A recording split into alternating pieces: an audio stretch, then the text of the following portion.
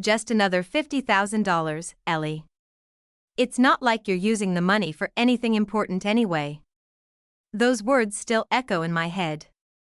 They were spoken by my brother, the same brother whose medical school tuition I had paid for the last 3.5 years. The same brother I had sacrificed everything for. The same brother who was now looking at me across our parents' dining table with nothing but entitlement and disdain in his eyes. But I'm getting ahead of myself. My name is Eleanor, I'm 32 years old, and until 6 months ago, I was the poster child for self-sacrifice. The kind of person everyone described as so selfless while secretly thinking such a doormat.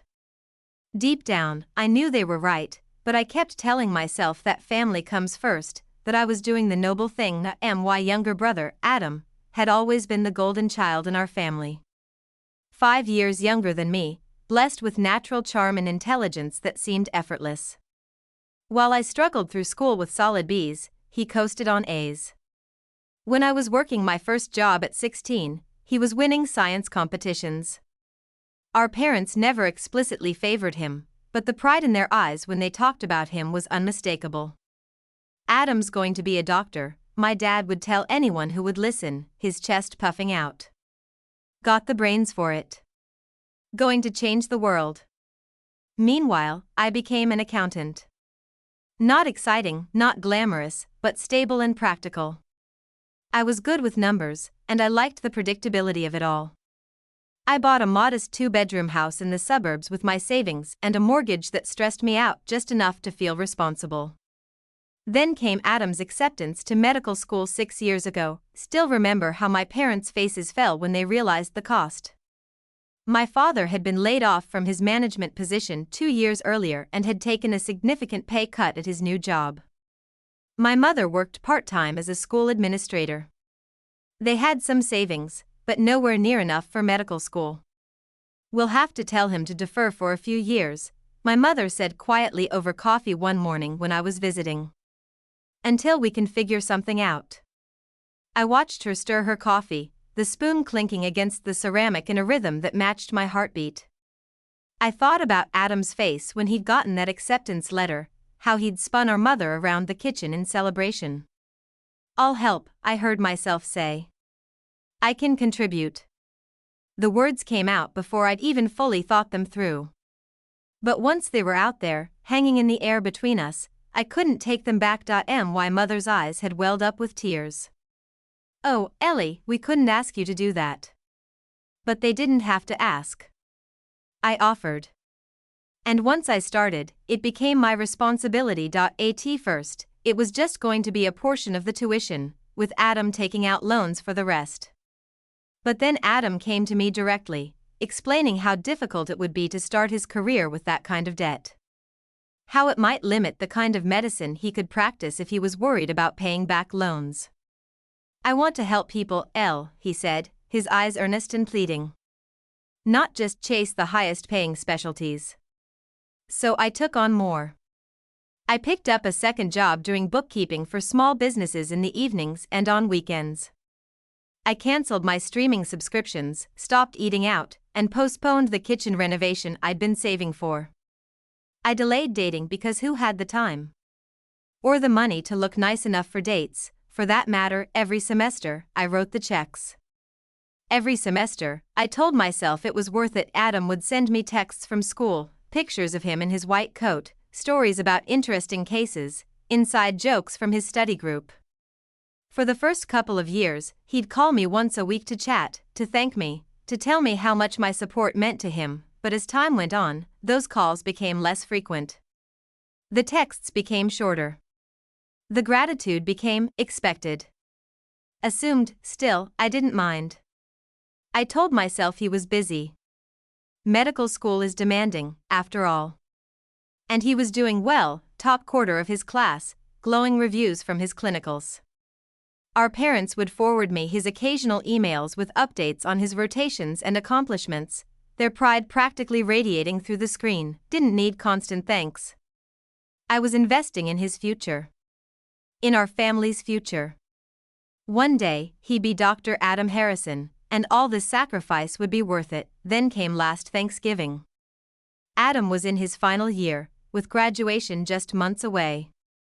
He'd matched into a prestigious residency program at Massachusetts General in Boston, internal medicine with a pathway to cardiology. Everything was going according to plan. The whole family gathered at our parents' house, as we did every year. Mom had outdone herself with the turkey, Dad was pouring wine liberally, and Adam had brought his girlfriend Sophia, a sleek pharmaceutical rep he'd met during one of his rotations. Dinner was pleasant enough, with Adam dominating the conversation as usual.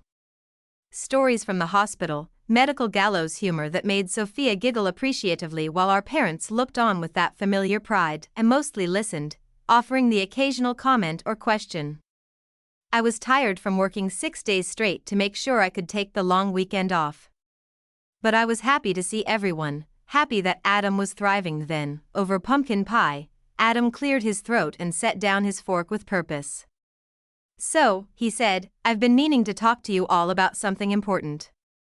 He reached over and took Sophia's hand. "We've decided we're going to get a place together in Boston." Our mother clasped her hands together. "Oh. That's wonderful news, sweetie." I smiled, genuinely happy for them. Sophia seemed nice enough, if a bit materialistic. "We've found the perfect apartment," he continued. "It's in Beacon Hill, close enough to the hospital for me but also in a neighborhood worthy of a doctor." He chuckled, and Sophia beamed at him. "Beacon Hill," our father whistled. "That's a pricey area, son." Adam nodded, taking a sip of his wine. "It is. But you only live once, right? And after 8 years of higher education, I deserve something nice." He looked directly at me. "That's actually what I wanted to discuss with you, Ellie." Something in his tone made my stomach tighten. "What's up?" "Well, the rent is pretty steep, $4,500 a month. And as a first-year resident, I'll only be making about $65,000. He said this as if $65,000 was poverty wages. "Sophia makes good money, but we also want to furnish the place properly. We're thinking West Elm, maybe some restoration hardware pieces." I nodded slowly, not yet understanding where this was going. "So, I was thinking you could continue the financial support through my residency," he said casually, as if asking me to pass the gravy. "Just for another 3 years. 4 max." The table went quiet. I stared at him, certain I had misheard. "I'm sorry, what?" "The financial help," he repeated, slightly louder as if I were hard of hearing rather than stunned. "It doesn't have to be as much as the tuition was. Maybe just $3,000 a month to cover most of the rent. You're good with money, and your house is already half paid off." My house was nowhere near half paid off. I'd refinanced it twice to help cover his tuition. "Adam," our father started, his brow furrowing, but Adam waved him off. "Dad, it's fine. Ellie and I have an understanding.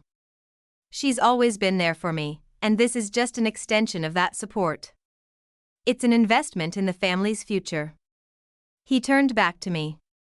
"And it's not like you're doing anything special with the money anyway. You're just..." He waved his hand vaguely, "living your accountant life." The dismissiveness in his voice, the casual devaluation of my entire existence, hit me like a physical blow. "Just another $50,000, Ellie," he continued, cutting into his pie. "It's not like you're using the money for anything important anyway." The silence that followed was deafening. I looked around the table, at my brother's expectant face, at Sophia's carefully neutral expression, at my parents' wide eyes. 8 years of sacrifice. 8 years of putting my life on hold. 8 years of being the responsible one, the dependable one, the boring one. And this was how my brother saw me, as nothing more than his personal ATM. Something inside me cracked. A dam I hadn't even realized I'd built, holding back years of resentment, hurt, and stifled dreams. "No," I said quietly. Adam paused, fork halfway to his mouth. "What?" I said no. My voice was steadier now. "I won't be giving you any more money, Adam. Not for rent, not for furniture, not for anything." He laughed, a short bark of disbelief. Come on, Elle, don't be dramatic. It's not like I'm asking for a kidney.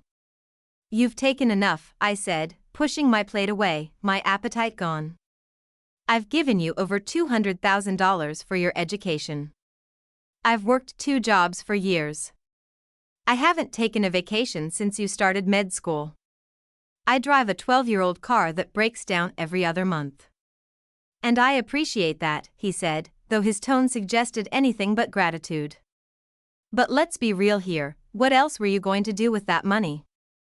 It's not like you have big plans or ambitions. This way, at least it's going towards something meaningful. Our mother gasped. Adam. But he wasn't done. He leaned forward, his expression almost pitying. Let's be honest, Ellie. You're an accountant in suburbia. You work, you come home, you watch Netflix. Your life is settled. He said the word like it was dirty. I'm the one with the potential here. I'm the one who's going to do something significant with my life. Each word was a knife, twisting deeper. Because part of me, the part I'd been suppressing for years, feared he was right. My life had become small, constrained, defined by what I gave to others rather than what I built for myself, but another part of me, a part one barely recognized, was absolutely furious. You know nothing about my life, I said, my voice low. Nothing about my dreams or what I've sacrificed. You've been so wrapped up in your own success that you haven't bothered to ask me a single meaningful question about my life in years. Adam rolled his eyes. What dreams, Ellie? Filing tax returns? Color-coding spreadsheets? That was when I stood up, my chair scraping loudly against the floor. This conversation is over.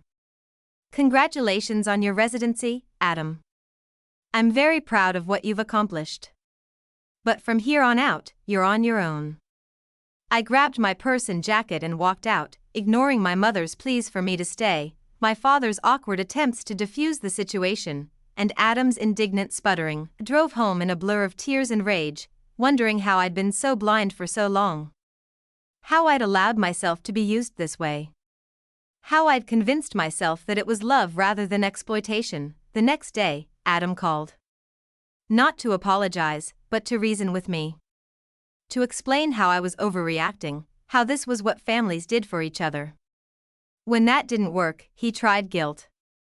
After everything I've worked for, you're just going to pull the rug out from under me?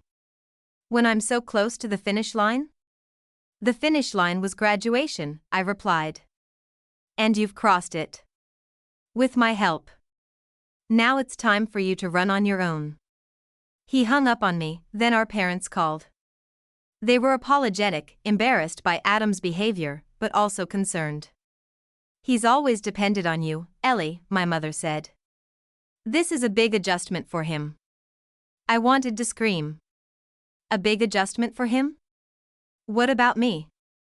What about the life I'd put on indefinite hold? But I just said, he's a grown man, Mom. A doctor, even. He'll figure it out. Over the next few weeks, the calls and texts kept coming. Adam oscillating between anger and persuasion, our parents trying to mediate. I held firm, then something unexpected happened. I started to dream again. Not just the small, safe dreams I'd allowed myself over the years, but big ones. Radical ones. I'd always loved travel but had talked myself out of it because of the expense and time away from work. Now, I began researching trips, not just weekend getaways, but real adventures. Thailand, New Zealand, Peru. I looked into courses to expand my skills, not just accounting certifications, but things I'd always been curious about: photography, creative writing, even rock climbing. For the first time in years, I felt like I was waking up. Like I was remembering who Eleanor Harrison was beneath all the responsibility and sacrifice, and that's when I made a decision that would change everything. Already had a decent emergency fund, a necessity when you're financially supporting someone else through medical school.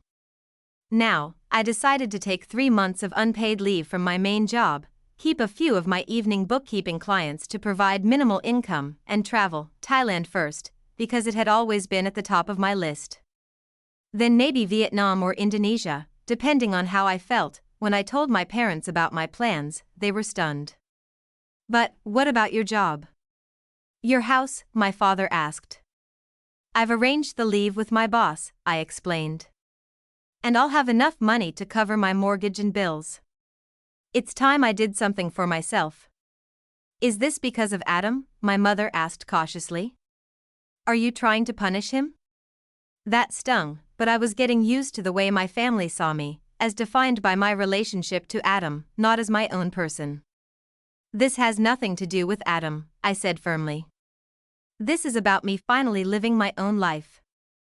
I left 3 weeks later, after frantically preparing my house to be empty, arranging for a neighbor to collect my mail, and setting up automatic payments for my bills. Thailand was everything I'd hoped for and more. The food, the people, the stunning landscapes, they awakened something in me that had been dormant for too long. I took thousands of photos, tried foods I couldn't pronounce, talked with travelers from around the world, extended my trip to include Vietnam, then Cambodia. I took a cooking class in Hanoi, went diving in Thailand, watched the sunrise over Angkor Wat. For the first time in nearly a decade, I wasn't thinking about Adam or my parents or my responsibilities back home. I was just living, experiencing, being. I posted occasional photos on social media, not to make anyone jealous, but to document my journey. My parents commented with tentative support. Adam remained conspicuously silent. 3 months stretched to 4. I had to return briefly to sort out some work issues, but then I was off again, this time to South America. My savings were dwindling faster than I'd planned, but I couldn't bring myself to care. This was my time. It was during my stay in Peru, hiking the Inca Trail to Machu Picchu, that I received the email. It came from an address I didn't recognize, with the subject line, regarding Adam Harrison, urgent. I almost ignored it, assuming it was some kind of phishing attempt. But something made me open it in the internet cafe in Cusco. It was from Dr. Margaret Chin, the Dean of Students at Adams Medical School. She was requesting a video call with me at my earliest convenience regarding a serious matter concerning my brother. My first thought was that something had happened to him, an accident, an illness. But the tone of the email didn't suggest that kind of emergency. I arranged the call for the next day, one of the few days I had reliable Wi-Fi during my trip. Dr. Chen's face appeared on my screen, serious and professional. After brief introductions, she got straight to the point. Ms. Harrison, it has come to our attention that there may be some irregularities regarding your brother's tuition payments over the past 4 years. My stomach dropped. Irregularities? She nodded gravely. Yes. We've been conducting a routine audit, and it appears that the checks we received for Adam's tuition were not, in fact, from you, as we had been led to believe. I stared at her, uncomprehending. I don't understand. I wrote those checks myself. Every semester. That's what concerns me, she said. Because according to our records, the payments came from an account in your name, but the signatures on the checks don't match the signature we have on file for you from the first year's payment. My mind raced. That's impossible. I wrote those checks. I have the bank statements to prove it. She looked troubled. Ms. Harrison, are you aware that your brother had access to blank checks from your account? The world seemed to tilt beneath me. No, I managed to say. That's not possible. I'm afraid it is, she continued. We believe that after the first year, Adam may have been writing checks from your account without your knowledge. The signature comparison is quite clear. I felt sick. How would he even have access to my checkbook? That's something only you or he could answer, she said gently. But there's more, Ms. Harrison. The total amount paid for his tuition was significantly less than what you might think. We believe he may have been telling you one figure while actually paying another, possibly pocketing the difference. The room spun. I gripped the edge of the cafe table, grateful I was sitting down. How much? I asked, my voice barely a whisper. How much was actually paid? When she told me the figure, nearly $100,000 less than what I thought I'd paid, I couldn't speak for several minutes. "I'm so sorry to be the bearer of this news," Dr. Chen said. "But we needed to bring this to your attention. We're considering this a potential case of fraud, and we wanted to give you the opportunity to clarify the situation before we proceed with any formal investigation." Fraud. The word echoed in my head. My brother had stolen from me. Had been stealing from me for years. What happens now? I asked numbly. "That depends partly on you," she replied. "If these payments were authorized by you, we need documentation to that effect. If not, we need to know if you wish to press charges." Press charges? Against my own brother. The brother I'd sacrificed everything for. "I need time," I said. "To process this. To figure out what happened." She nodded understandingly. "Of course. But please understand, Ms. Harrison, that this is a serious matter with potential legal and professional ramifications for Adam. If fraud is confirmed, it could affect his medical license." After the call ended, I sat in that cafe for hours, staring at nothing, trying to make sense of what I'd just learned. How could Adam have done this? How had I not noticed? Then I remembered, during his second year, he'd stayed with me for a month during a break. He'd had full access to my house, including my home office where I kept my financial documents. It would have been easy for him to take a few blank checks, to study my signature, and the reduced payments explained so much, why his gratitude had waned, why he'd become so entitled. In his mind, I wasn't sacrificing nearly as much as I thought I was.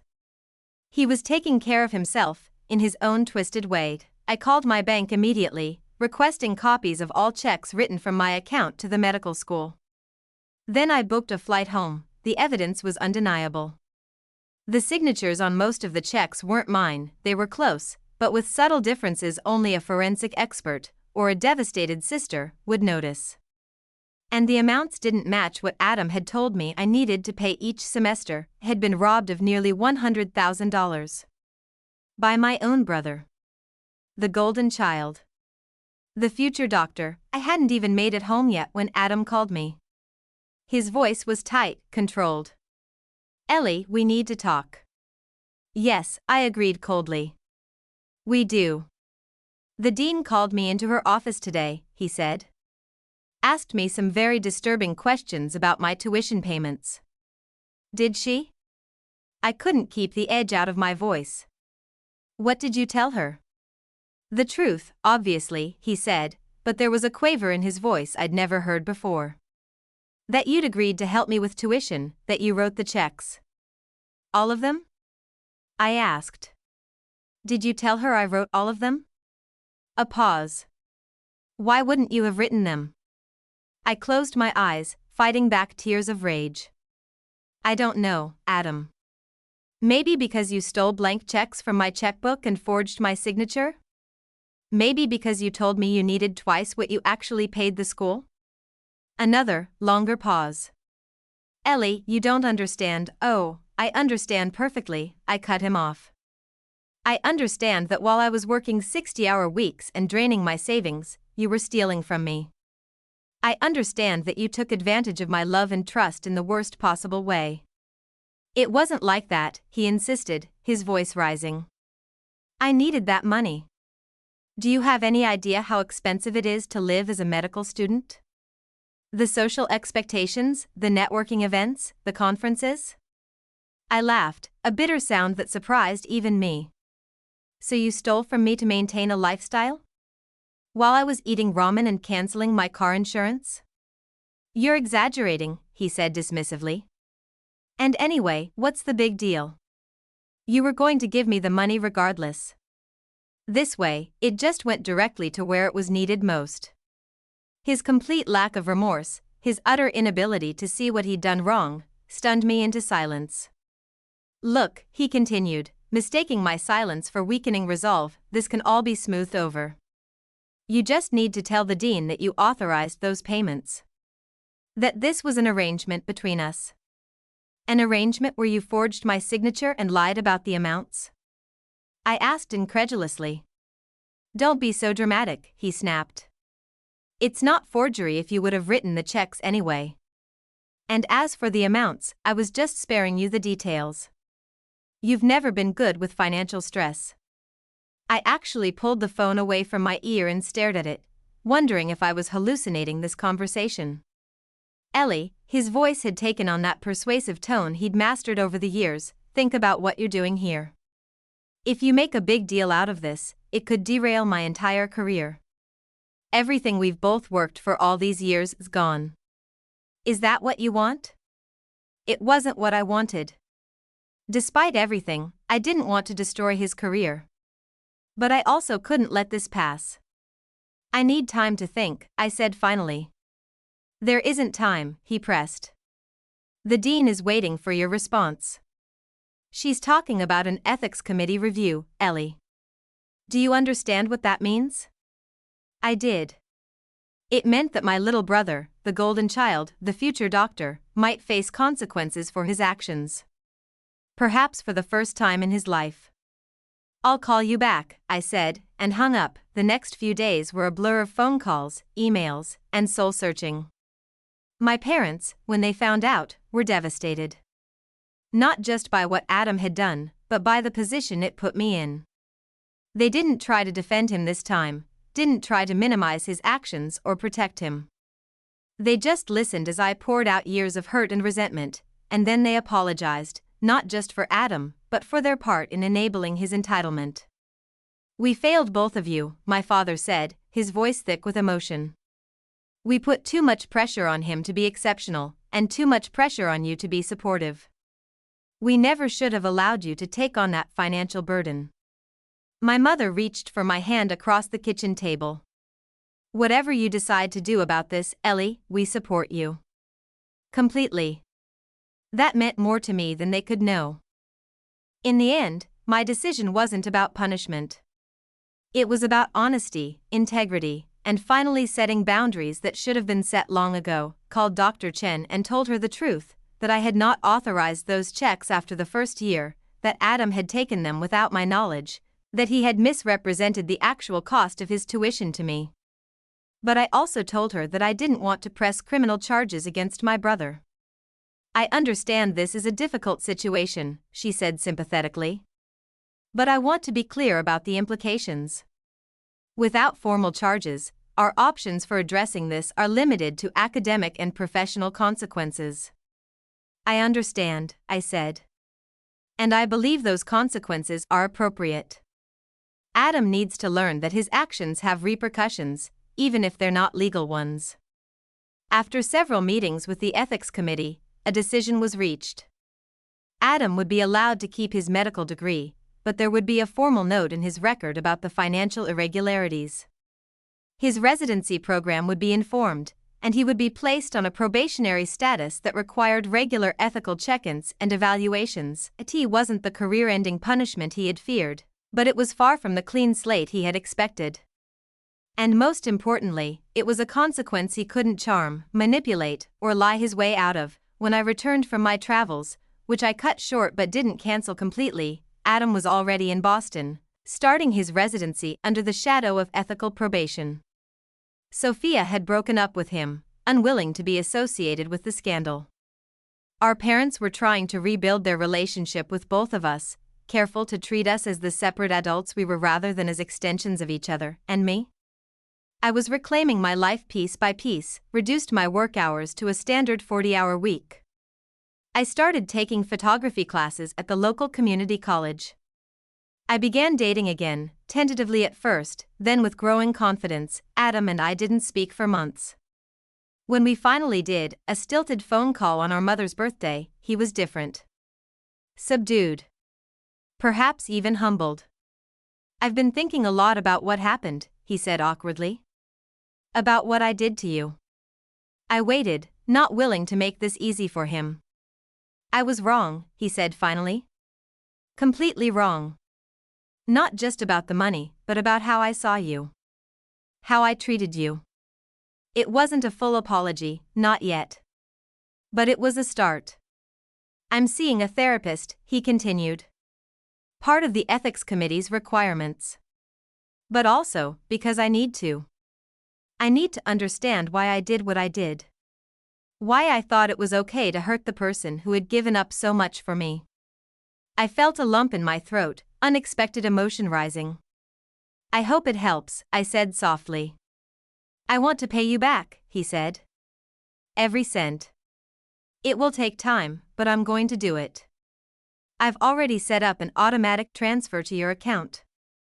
It's not much right now, but it will increase as my salary does.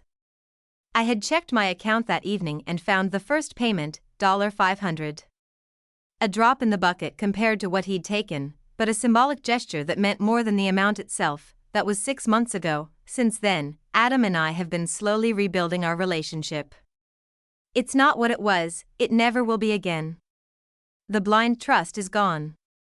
But perhaps what's growing in its place is healthier, more balanced, based on reality rather than roles we've been assigned by circumstances and family dynamics. Continued traveling, taking shorter trips that fit around my work schedule. Last month, I went to Japan for 2 weeks, a place Adam and I had both always wanted to visit. I sent him photos, and he responded with genuine interest and questions, not the passive acknowledgement of before. He's still struggling with the effects of his probationary status at work. Some colleagues keep him at arm's length, supervisors watch him more closely than other residents. But he's working through it, proving himself day by day, patient by patient. As for me, I'm finding that life after sacrifice isn't about grand gestures or radical changes. It's about small choices, daily affirmations of my own worth. It's about remembering that helping others is beautiful, but not at the cost of erasing myself. I still support Adam, but in ways that don't diminish me. With encouragement, with occasional advice, with the perspective that comes from having seen both the best and worst of him. And sometimes, when I look at the photos from my travels, standing alone on a mountain in Peru, or floating in the crystal waters of Thailand, I feel a profound gratitude for the wake-up call that nearly broke me. For the crisis that forced me to remember who I was beneath all the responsibility and expectation. I'm Eleanor Harrison. I'm an accountant who loves photography, travel, and trying new foods.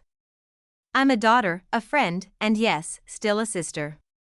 But most importantly, I'm myself. Not defined by what I give to others, but by what I choose for my own life, and that choice, to finally put myself first after years of coming last, has made all the difference. If this story resonated with you, I'd love to hear your thoughts in the comments below. Have you ever had to make a difficult decision about a family relationship? How did you balance your own needs with family expectations? And of course, don't forget to subscribe to the channel for more stories of personal growth and family dynamics. Your support means the world to me.